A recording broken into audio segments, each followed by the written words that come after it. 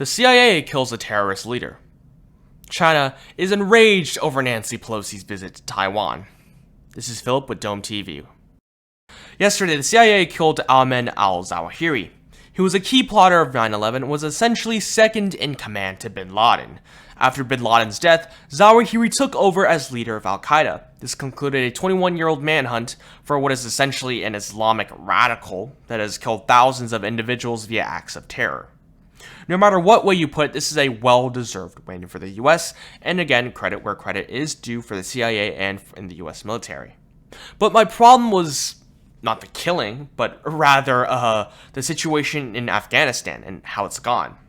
According to the New York Times, an American drone strike killed Ayman al-Zawahiri, a key plotter of 9/11 terrorist attacks who took over as a leader of al-Qaeda after Osama bin Laden's death at an urban safe house in Afghanistan, President Biden announced on Monday night. Here's President Biden making his speech about the killing of Zawahiri. My fellow Americans, on Saturday, at my direction, the United States successfully concluded an airstrike in Kabul, Afghanistan that killed the emir of al-Qaeda, Ayman al-Zawahiri. You know, Zawahiri was bin Laden's leader. He was with him the whole time. He was his number 2 man, his deputy at the time the terrorist attack of 9/11. He was deeply involved in the planning of 9/11. One of the most responsible for the attacks that murdered 2,977 people on American soil. For decades, he was the mastermind behind attacks against Americans, including the bombing of the USS Cole in 2000, which killed 17 American sailors and wounded dozens more. He played a key role in the bombing of U.S. embassies in Kenya and Tanzania, killing 224 and wounding over 4,500 others. He carved a trail of murder and violence against American citizens. American intelligence agencies tracked down al-Zawahiri in Kabul earlier this year and then spent months determining that it was really him hiding out in a house in a crowded section of the Afghan capital. After receiving authorization from Mr. Biden a week ago, the CIA fired 2 Hellfire missiles and killed al-Zawahiri on a balcony of the house without killing anyone else, including members of his family or any nearby citizens, American officials said. I mean, it's crazy because other countries can't really pull a stunt like this off. The US is one of the only countries that can really send a missile onto a balcony and not cause nearby damage to other people. Compared to other militaries, the US military is basically ahead of its time. The death of one of America's most vocal enemies after a long and maddening search that stretched out over a generation was a major victory for Mr. Biden at a time of domestic political trouble. But it raised immediate questions about the terrorist leader's presence in Afghanistan a year after Mr. Biden withdrew all American forces, clearing the way for the Taliban to recapture control of the country. Al-Zawahiri moved back to Afghanistan earlier this year, evidently believing he would be safe there, officials said. See, one of the arguments that I'm sure Mr. Biden is going to make is that he can still wage war against these terrorists without actually being in the country. But the problem is that it took months to determine whether this was actually Zawahiri. And this was not even in the countryside. This was in Kabul, the most populated city in Afghanistan. And this is because the Taliban had regained control of the country. And as it seems, al-Qaeda is certainly not gone. The fact that a person of such high value can move into Kabul with no consequences for over 6 months is pretty concerning to me. So, the Taliban and al-Qaeda, who have been pushed into the shadows as a result of Donald Trump, have returned due to Biden's botched withdrawal, which has led to massive underlying consequences. And we do need to keep this in mind when we're thinking about this situation. And by the way, when the White House argues that we still have military control over things in Afghanistan, that's just not true. The only way we can fight back is via coordinated drone strikes, not by ground forces. And you know what, this is a huge victory. And I'm not denying that, but there needs to be criticism for how bad the situation in Afghanistan has gone. But one of the premises of the American withdrawal was undercut by that disclosure that al-Zawahiri found shelter in Afghanistan, even though the Taliban had committed not to provide a safe haven for al-Qaeda to launch further attacks against Americans as part of an agreement first struck by President Donald Trump and accepted by President Biden. An American official called al-Zawahiri's presence a clear violation of the agreement, but it was not evident what action, if any, Mr. Biden would take against the Taliban as a result.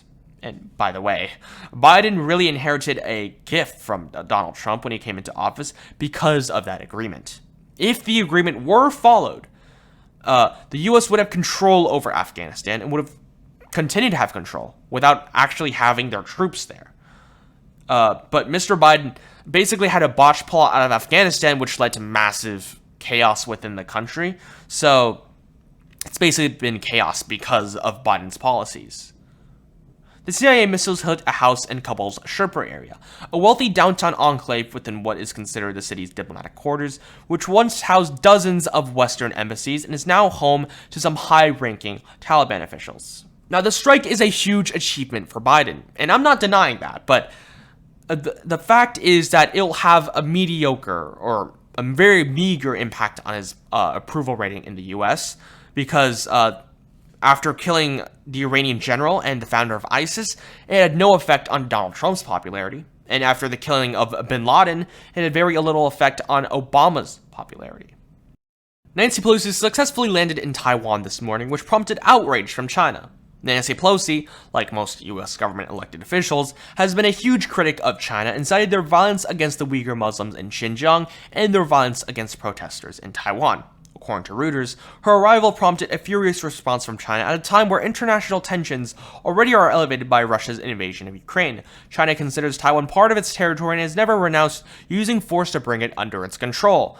The United States warned China against using the visit as a pretext for military action against Taiwan. Pelosi, second in the line of succession to the U.S. presidency, is a longtime China critic.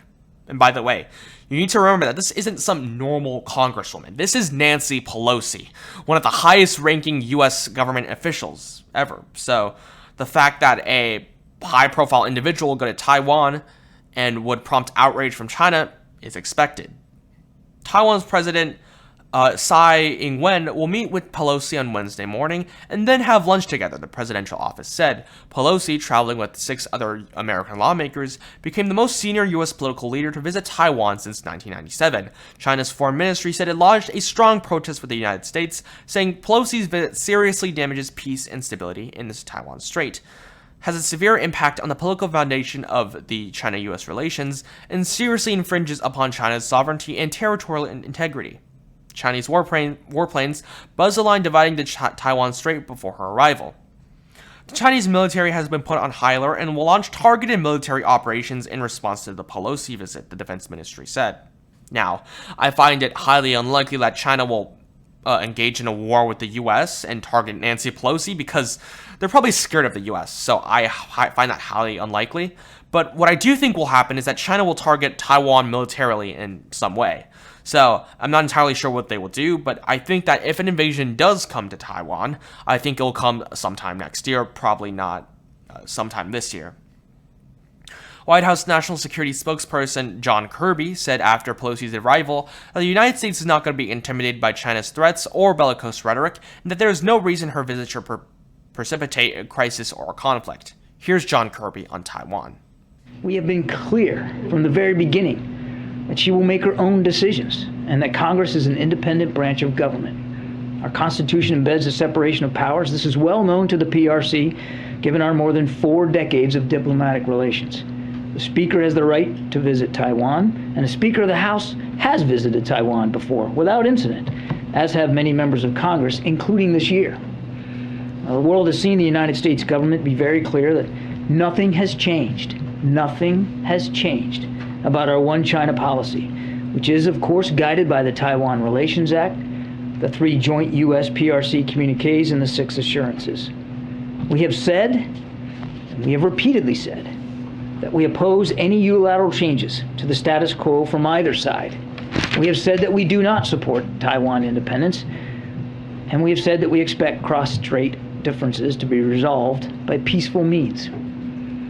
We have communicated this directly to the PRC at the highest levels, including as recently as last week in the phone call between President Biden and President Xi. The National Security Advisor, the Secretaries of State and Defense, the Chairman of the Joint Chiefs of Staff have also made this very clear to Beijing in a half a dozen recent high-level conversations. Put simply, there is no reason for Beijing to turn a potential visit consistent with long-standing U.S. policy into some sort of crisis or conflict, or use it as a pretext to increase aggressive military activity in or around the Taiwan Strait. I think the problem here is that the Biden administration is sending mixed signals. On one hand, it seems the US might actually defend Taiwan if China invades, but it also seems that the US doesn't think Taiwan is independent.